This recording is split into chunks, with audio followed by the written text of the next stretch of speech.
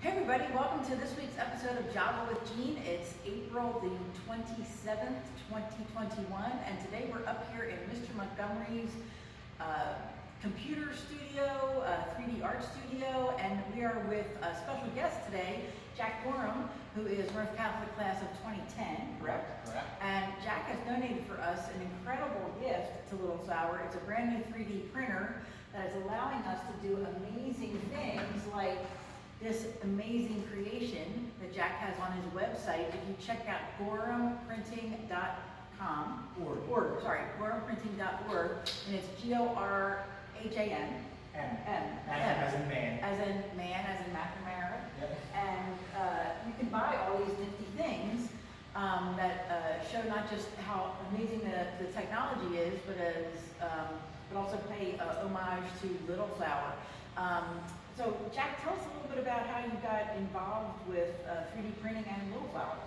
So I got involved with Little Flower because I grew up a North Catholic graduate, our sister school, and these are all the girls that I used to hang out with growing up. My mother and my sister are both alumni here, so there's a connection there. Quick shout out, class of 81 and 2013. Yep, my mother Chris and my sister Brianna. But as far as Little Flower, the big camaraderie with the North Catholic Little Flower, battle of the sexes kind of stuff, sister school, just wanted to give back to the community, get this going. I got started with 3D printing because I'm a father now, and I wanted to familiarize this technology with my children at the earliest age possible. We're on a brink of a robotic and automation kind of revolution. We're incorporating machines all over the place, and we're not incorporating these machines to our children. But the children are the ones who are running the machines. So I wanted to get these out to every institution that I possibly could at the earliest age that I could. I got started with this because, like I said, I wanted to familiarize my children and get them involved and just get them to engineer and to operate the machines. It's amazing. And Jack was sharing with us earlier a really fascinating story that his day job is he is a specialist in the OR, and he is now working in an orthopedic surgery center. So the situation basically is in his everyday work, where he's always having to come up with some sort of an adaptation to literally save people's lives. And he acted on that during the COVID crisis. During an emergency surgery for a colleague where he was. So it just goes to show you these things are not sort of pie in the sky, fun to do things one-off. I mean, these are practical adaptations to modern problems. And I think that's one of the positives that's coming out of the pandemic, is that we're seeing that people are figuring out ways to constantly recreate and reinvent to solve problems. I mean, that's what we're doing right now. We are really in the ultimate design challenge to get to problem So solving. one of the things that I love about 3D printing, which baffles me, is I can't say it enough.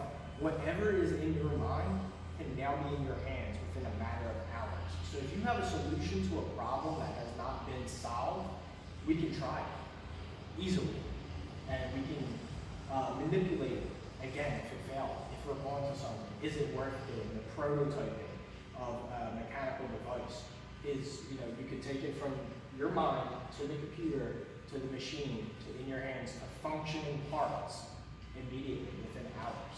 And that's what I did with the COVID situation. Was I saw a problem, I found a solution, and I created it. It went off to become something spectacular and helped a lot of people. One of the problems that I see now that I'm working on, a little secret that I guess I'll reveal here, is a lanternfly issue. We have lanternflies all over Philadelphia. Yes. I really All love of us my in tree. southeastern Pennsylvania are losing trees. I really love my trees on my property, so one of the solutions, I have a problem, I have an idea, I'm going to bring it to life. I'm creating a trap for the lanternflies where they enter into a skirt around the tree. So I'll be designing and printing the skirt with pieces, and then it will get attached to the tree with exit holes that are fixated with a mesh. And then the lanternfly will actually try to climb up the tree, they'll meet the skirt, they'll find the hole, climb into the hole, which will be then in the bag, away from the tree, and I can dispose of them properly. I love that. As soon as you have that one done, send it out to me. And Phoenix. Yeah, I'll get them all around the trees, you know? Absolutely. Like I said, that's what 3D printing does. It allows you to create immediately. So what do you see as the opportunity for our girls? I want to share with our audience, what your challenges. You've run down a design challenge for our girls. So yeah, last weeks of school. what I'm going to have the girls do here at Little Flowers, I would love for them to create some type of jewelry.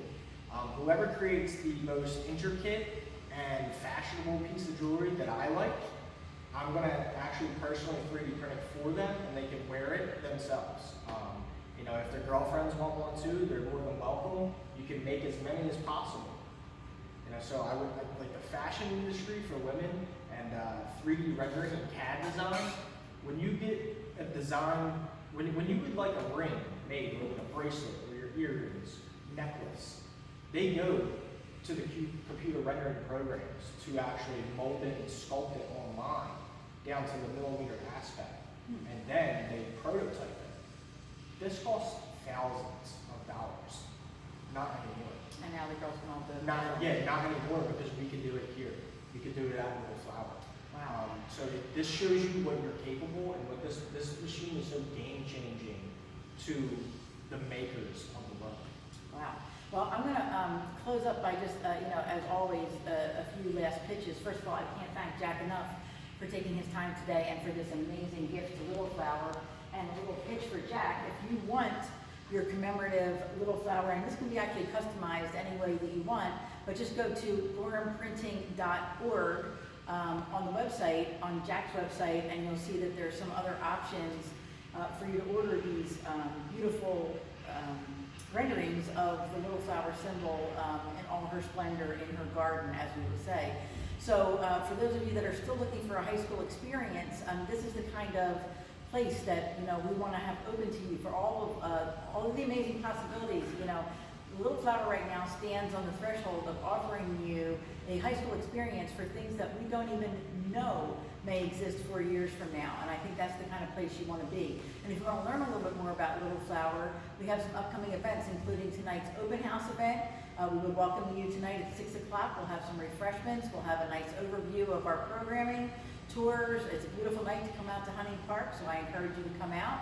We also have an event coming up on May the 21st for our 7th and 8th graders who are looking ahead to their their high school experience. And that's going to be a movie night with our ambassadors. So again, Sisterhood the doors are open, our arms are wide, and be part of something incredible here at Little Flower.